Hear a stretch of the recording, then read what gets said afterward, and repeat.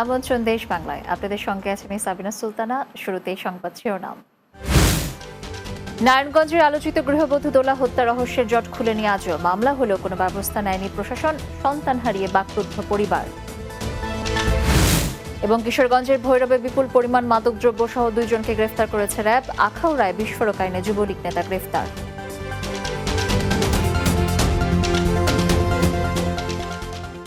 শুনছিলেন শিরোনাম, এবারে বিস্তারিত। নারায়ণগঞ্জের আলোচিত গৃহবধূ দোলা হত্যাকাণ্ডের রহস্যের জট খুলেনি আজও। গেল 18 জুলাই ফতুল্লার দেলপাড়ায় গৃহবধূ দোলাকে নির্মমভাবে হত্যা করা হয়। এ ঘটনায় প্রথমে থানায় মামলা নিতে গড়িমসি করে পরে মামলা হলেও কার্যত কোনো ব্যবস্থা গ্রহণ করেনি প্রশাসন। একমাত্র সন্তানকে হারিয়ে বাকরুদ্ধ পুরো পরিবার। তারা বলছেন অসহায় গরিব হওয়ায় তাদের বিচার পেতে বেগ পেতে হচ্ছে। নারায়ণগঞ্জ প্রতিনিধি হাসান মজুমদার বাবলুর প্রতিবেদন। নারায়ণগঞ্জের গৃহবধূ দুলা আক্তারের ছোট্ট ফুটফুটে সন্তান আব্দুল্লাহ এখনও জানেন না তার মা বেঁচে নেই।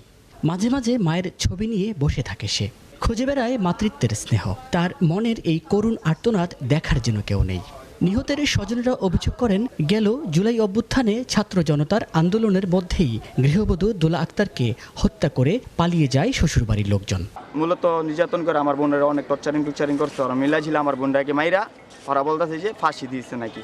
মাইরা যদি বৃহস্পতিবার দিন মাত্র শুক্রবার দিনে পলাইয়া সিঙ্গাপুর গেছে, যদি না মারতো ওরা আইব না কেউ আমার মাইয়া দেখতে মারি দিতে। একটা মানুষ অগবাড়ির কেউ আহে নেই। ফাঁসি দিয়ে থাকে, ওই লাশটা ঝুলানো থাকবে ব্যানের সাথে। কোন আইনে আছে সাধারণ জনগণ ফাঁসি থেকে লাশ নামাইতে পারে? এটা আমার জানা নেই। স্থানীয়রা বলছেন, গেল 18 জুলাই যখন ছাত্র জনতার আন্দোলনে পুরো দেশ কাঁপছে, ঠিক সেই সময়ে দোলা আক্তারকে হত্যা করে তার নিথর দেহ ফ্যানের সাথে ঝুলিয়ে পালিয়ে যায় ঘাতকরা। থানা থেকে পড়ে যান, পড়ে থেকে বলে থানায় যান, পোস্টমর্টমে গেলে পায়ের লোকের যোগাযোগ করেন।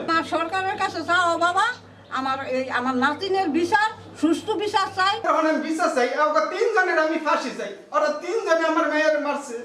এ ঘটনায় অভিযুক্তদের সাথে যোগাযোগ করা হলে তাদেরকে পাওয়া যায়নি।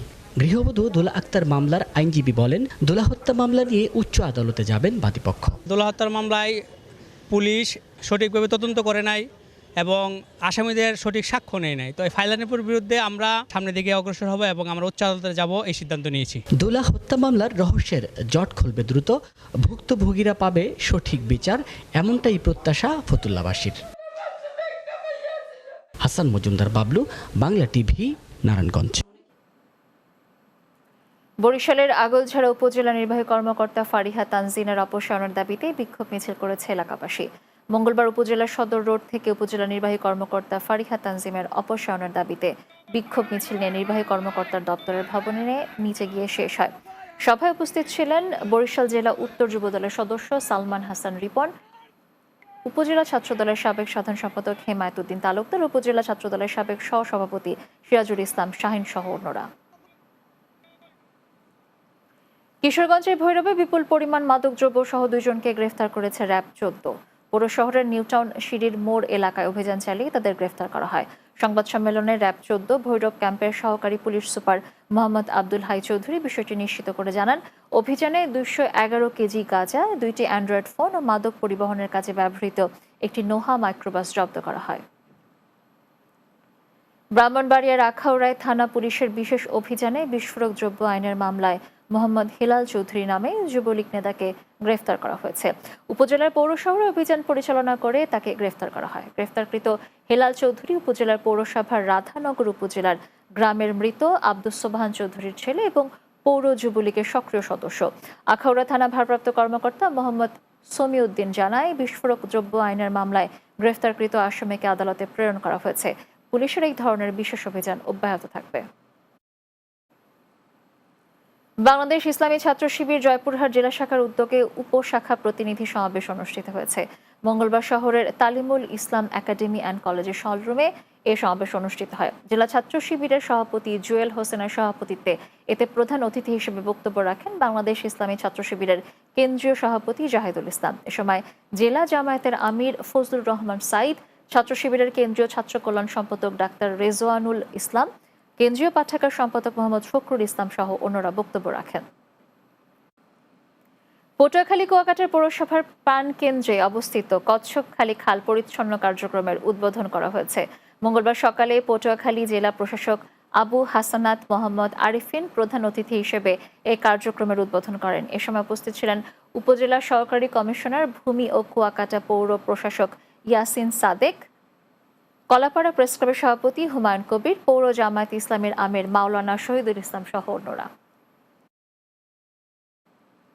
স্বল্প পরিসরে রোগী ভর্তি শুরু হয়েছে কুষ্টিয়া মেডিকেল কলেজ হাসপাতালে। সোমবার থেকে হাসপাতালের মেডিসিন ও শিশু বিভাগে 90 শয্যার আবাসিক কার্যক্রম শুরু হয়েছে। হাসপাতালের মেডিসিন ও শিশু বিভাগ পরিদর্শন করেন স্বাস্থ্য অধিদপ্তরের অতিরিক্ত মহাপরিচালক doctor Mohammad Rizaunur Rahman, Kushtia medical college হাসপাতালের পরিচালক ডাক্তার মোহাম্মদ আনোয়ারুল কবির, কুষ্টিয়া জেলা বিএনপির আহ্বায়ক কুতুবুদ্দিন আহমেদ, সদস্য সচিব ইঞ্জিনিয়ার জাকির হোসেন সরকার সহ অন্যরা।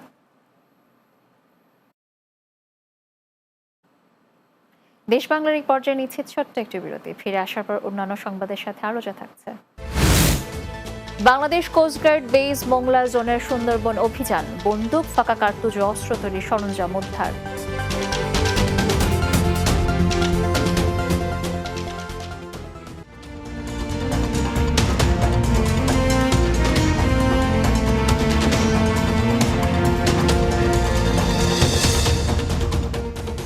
বিরতির পর আবারও স্বাগত দেশ বাংলায়। Bangladesh coast guard base Mongla zone সুন্দরবনে অভিযান চালিয়ে বন্দুক, ফাঁকা কার্তুজ ও অস্ত্র তৈরির সরঞ্জাম উদ্ধার করেছে। কোস্টগার্ডের মিডিয়া কর্মকর্তা লেফটেন্যান্ট কমান্ডার সিয়ামুল হক এক প্রেস বিজ্ঞপ্তিতে এ তথ্য নিশ্চিত করেন। তিনি জানান, সুন্দরবনের পুরাতন ঝাপসি ফরেস্ট অফিস সংলগ্ন এলাকায় দুর্ধর্ষ ডাকাত করিম শরীফ বাহিনী ডাকাতির উদ্দেশ্যে অবস্থান করছে এমন গোপন তথ্যের ভিত্তিতে কোস্টগার্ড অভিযান চালায়। কোস্টগার্ডের উপস্থিতি টের পেয়ে ডাকাত দল বোট ফেলে ভিতরে পালিয়ে যায়। পরে বোট তল্লাশি করে 2টি 1 নলা বন্দুক, 11 রাউন্ড ফাঁকা কার্তুজ, 2টি খেলনা বন্দুক ও অস্ত্র তৈরির সরঞ্জাম সহ বিভিন্ন ধরনের দেশীয় অস্ত্র উদ্ধার করে। নিয়ম বহির্ভূতভাবে বাংলাদেশ ভারত সীমান্তের ফেনীর ছাগলনাইয়ার 0 লাইনের 150 গজের মধ্যে মাটি কাটায় একটি এক্সভেটর সহ একজনকে আটক করেছে ফেনী 4 বিজিবি। পরে অপরাধ স্বীকার করায় আটক ব্যক্তিকে জরিমানা করে ছেড়ে দেওয়া হয়। বিষয়টি নিশ্চিত করেছেন ফেনী 4 বিজিবির অধিনায়ক lieutenant colonel Mohammad Mosharraf Hossain. BGB জানায়, ছাগলনাইয়ার যশপুর বিওপি এলাকার বাংলাদেশের অভ্যন্তরে উত্তর যশপুর গ্রামের ফসলি জমিতে ভেকু দিয়ে কয়েকজন মাটি কাটছে। খবর পেয়ে বিজিপি ওই গ্রামের মোহাম্মদ মাসুম মিয়াকে আটক করে। নির্বাহী কর্মকর্তা সুবল চাকমা ভ্রাম্যমাণ আদালত পরিচালনা করে জমির মালিককে 50,000 টাকা জরিমানা করেন। কক্সবাজারের টেকনাফের হোয়াইকং এর উলুবুনিয়া এলাকায় আপন 5 ভাইদের মধ্যে বিরোধের জেরে ছোট ভাইয়ের বসতঘরে যাতায়াতের পথ বন্ধ করে দেওয়ার অভিযোগ উঠেছে। ভুক্তভোগী রশিদ জানান, তার 4 ভাই বসতঘরের চলাচলের পথ বন্ধ করে দেয় তিনি বিপাকে পড়েছেন। এ ঘটনায় প্রতিবাদ করলে তারা রশিদের বসতঘরে হামলা ও ভাঙচুর করে। এই বিষয়ে স্থানীয় জনপ্রতিনিধি ও গণ্যমান্য ব্যক্তিবর্গের কাছে অভিযোগ দিলেও এর সমাধান হয়নি। এ ঘটনার সুষ্ঠু বিচার চেয়ে প্রশাসনের হস্তক্ষেপ কামনা করেছেন ভুক্তভোগী মোহাম্মদ রশিদ ও তার পরিবার। নরসিংদীতে জন্ম মৃত্যু নিবন্ধন কার্যক্রম ত্বরান্বিত করতে CRVS বাস্তবায়ন সংক্রান্ত দিনব্যাপী প্রশিক্ষণ কর্মশালা অনুষ্ঠিত হয়েছে।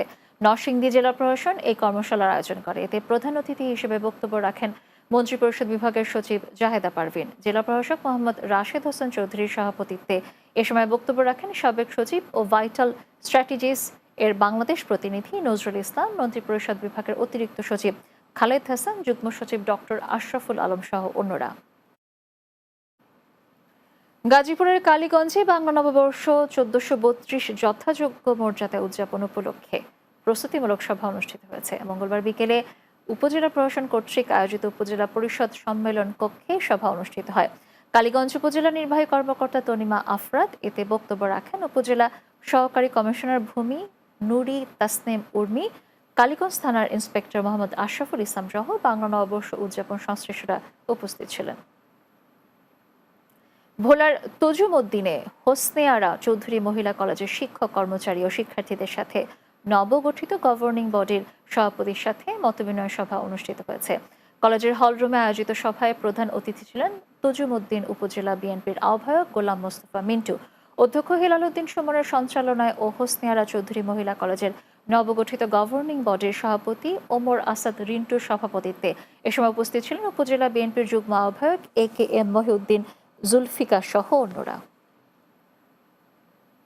হবিগঞ্জের মাধবপুর চৌমোহনী ইউনিয়নের সাহেবনগর উচ্চ বিদ্যালয় 2025 সালের SSC পরীক্ষার্থীদের বিদায় ও বার্ষিক ক্রীড়া প্রতিযোগিতার পুরস্কার বিতরণ অনুষ্ঠিত হয়েছে। অনুষ্ঠানে সভাপতিত্ব করেন বিদ্যালয় পরিচালনা কমিটির সভাপতি আবু লায়েশ দুলাল। এতে প্রধান অতিথি ছিলেন চৌমোহনী ইউনিয়ন পরিষদ চেয়ারম্যান মাহবুবুর রহমান সোহাগ। বিদ্যালয় মাঠে আয়োজিত সভায় সহকারী শিক্ষক মাওলানা আশিকুল ইসলাম শাহিনের সঞ্চালনায় বক্তব্য রাখেন সাহেবনগর উচ্চ বিদ্যালয়ের প্রধান শিক্ষক ওসমান খান, দেবীপুর সরকারি প্রাথমিক বিদ্যালয়ের প্রধান শিক্ষক ইস্কান্দার মির্জা ফারুক সহ অনেকে।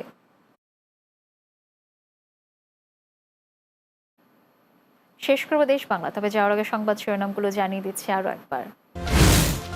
নারায়ণগঞ্জে আলোচিত গৃহবধূ দোলা হত্যা রহস্যের জট খুলেনি আজও। মামলা হলেও কোনো ব্যবস্থা নেয়নি প্রশাসন, সন্তান হারিয়ে বাকরুদ্ধ পরিবার। কিশোরগঞ্জের ভৈরবে বিপুল পরিমাণ মাদকদ্রব্য সহ 2 জনকে গ্রেফতার করেছে র্যাব। আখাউড়ায় বিস্ফোরক আইনে যুবলীগ নেতা গ্রেফতার। এবং বাংলাদেশ কোস্টগার্ড বেইজ মোংলা জোনের সুন্দরবন অভিযান, বন্দুক, ফাঁকা কার্তুজ, অস্ত্র তৈরির সরঞ্জাম উদ্ধার।